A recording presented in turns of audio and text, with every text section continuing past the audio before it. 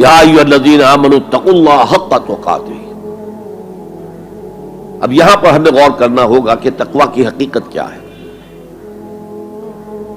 اگرچہ ہم آیت البر کے آخر میں پڑھ چکے ہیں اولئک الذین صدقوا واولئک هم المتقون،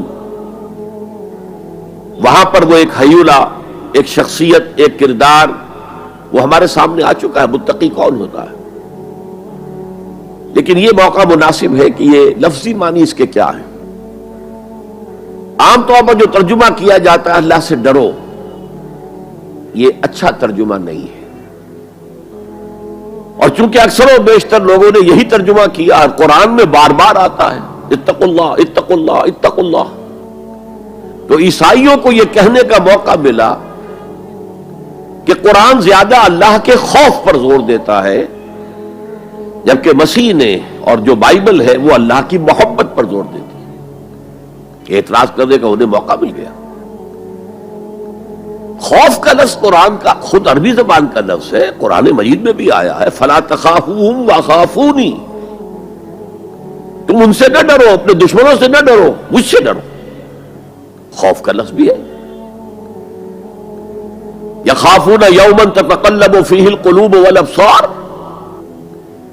وہ ڈرتے رہتے ہیں اس دن کے تصور سے جس دن کے نگاہیں اور دل الٹ جائیں گے، قیامت کا دن، حشر کا دن۔ تو خوف کا لفظ قرآن میں ہے، عربی زبان کا لفظ ہے۔ تقوی کے معنی خوف نہیں ہے، تقوی کے لفظی معنی بچنا۔ دیکھیے وقا یقی وقایتن، اسے کہتے ثلاثی مجرد، اس میں معنی ہے وقا یقی وقایتن کے کسی کو بچانا، اور آپ بڑی آسانی سے یاد رکھ سکیں گے کہ جو ہماری دعا ہے،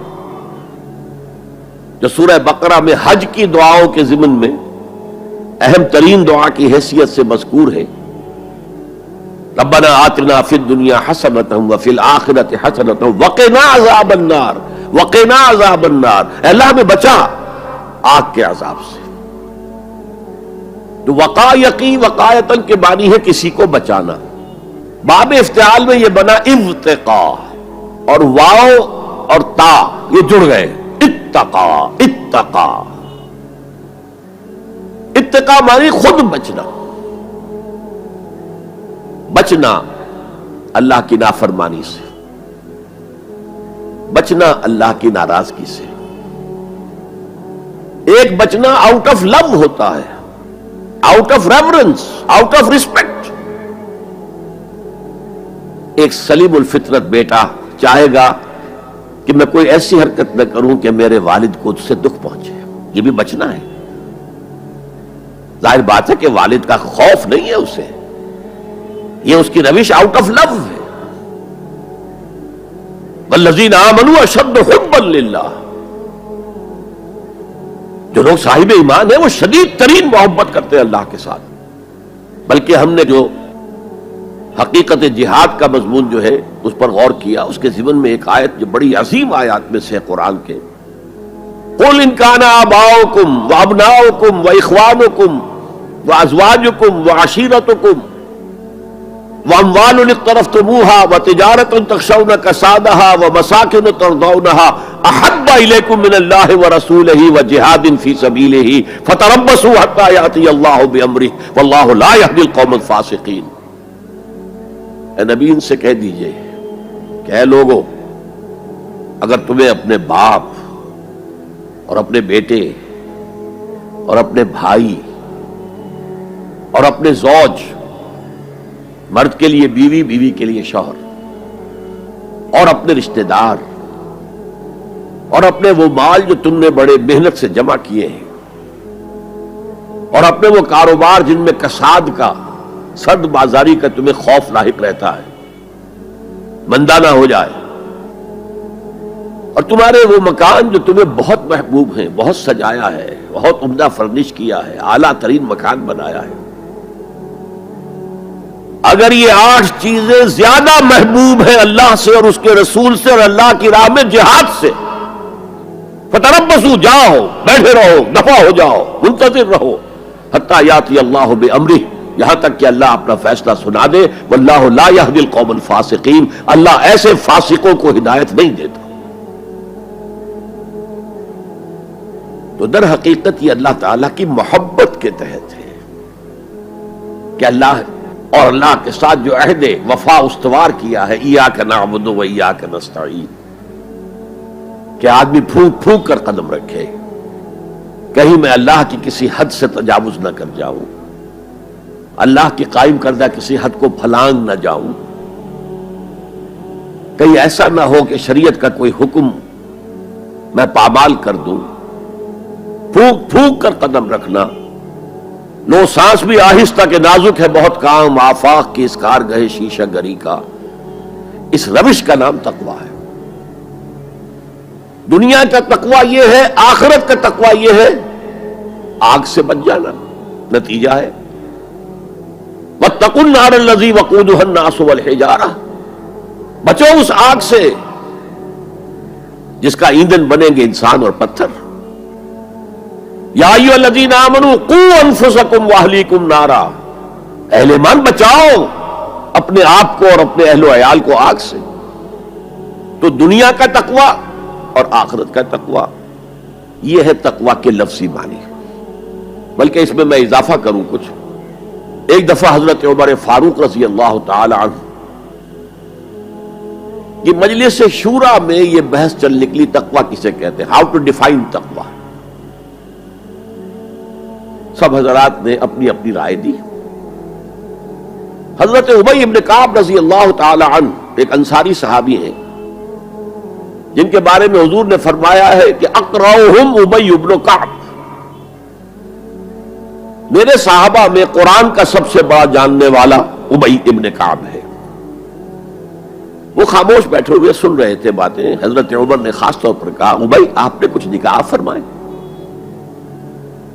اب انہوں نے کہا کہ امیر المومنین دیکھیے اگر کبھی آپ کو کسی ایسے جنگل میں سے گزرنا پڑے جس میں کوئی پگڈنڈی نہیں ہے، بڑی اونچی اونچی گھاس ہے اور قدم قدم پر خاردار جو ہیں جھاڑیاں ہیں، تو آپ کیسے گزریں گے؟ جسے میں بار بار کہہ رہا ہوں پھونک پھونک کر قدم رکھنا. دیکھ لو کہیں اس گھاس کے اندر یہاں کوئی سانپ جو ہے وہ کنڈلی مارے بیٹھا ہو، تمہارا پاؤں سانپ پر جا پڑے، یا کسی اور موذی جانور کے بل میں پاؤں جا پڑے، یا کہیں تمہارے کپڑے جو ہے وہ کسی جھاڑی کے کانٹوں میں الجھ جائیں. بچ بچ کر نکلنا یہ تقویٰ ہے. یہ زندگی ایک سفر ہے، ہماری منزل آخرت ہے. جیسے حضور نے فرمایا انما الدنیا خلقت لکم وانتم خلقتم للآخرہ، یہ دنیا تمہارے لیے بنائی گئی ہے، تمہارے لیے برتنے کا سامان ہے، لیکن تمہیں آخرت کے لیے بنایا گیا ہے، یہ تمہارا گھر نہیں ہے. تو یہ ہے تقویٰ. اور تقویٰ کی تعلیم قرآن مجید میں اتنی شد و مد کے ساتھ آئی ہے، اتنی شد و مد کے ساتھ آئی ہے، ایک ایک آیت میں دو مرتبہ.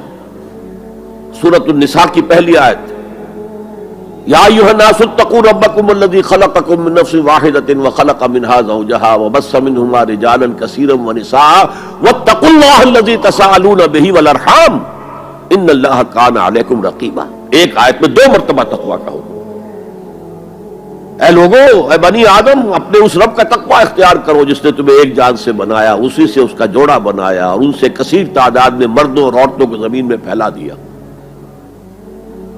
یہ 600 کروڑ جو انسان آج دنیا میں ہے، یہ سب کون ہے؟ آدم اور حوا کی نسل سے ہیں. پھر اسی آیت میں دوبارہ واتقوا اللہ الذی تساءلون به والارحام، تقویٰ اختیار کرو اس اللہ کا جس کا ایک دوسرے کو واسطہ دیتے ہو. کوئی سائل مانگتا ہے تو اللہ کے نام پر مانگتا ہے. تم میں جا کر اپنے کسی عزیز سے یا دوست سے کہتے ہو کسی کام کے لیے بھائی یہ کام بہت ضروری ہے اللہ کے لیے جلد از جلد اس کام کو کر دو، واسطہ اللہ کا.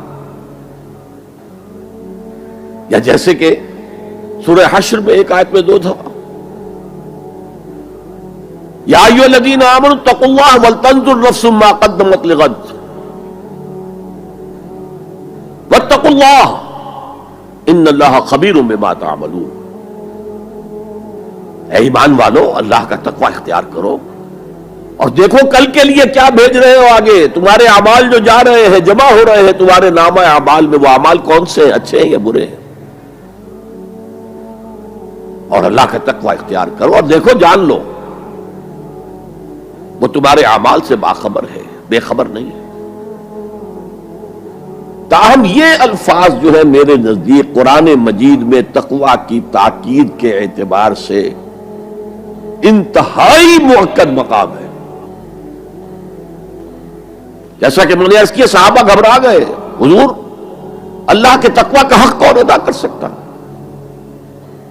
پھر جب سورہ تغابن کی آیت نازل ہوئی تو ان کے جان میں جان آئی. وہاں فرمایا گیا فاتقوا اللہ ما استطعتم، اللہ کا تقوی اختیار کرو جتنا بھی تمہارے حد استطاعت میں ہے، امکانی حد تک اللہ کا تقوی اختیار کرو. پھر جان میں جان آئی. آدمی اپنے مقدور بھر اپنی ہمت کے مطابق تو کام کر سکتا ہے، لیکن اللہ کا حق ادا کرنا یہ کیسے ممکن؟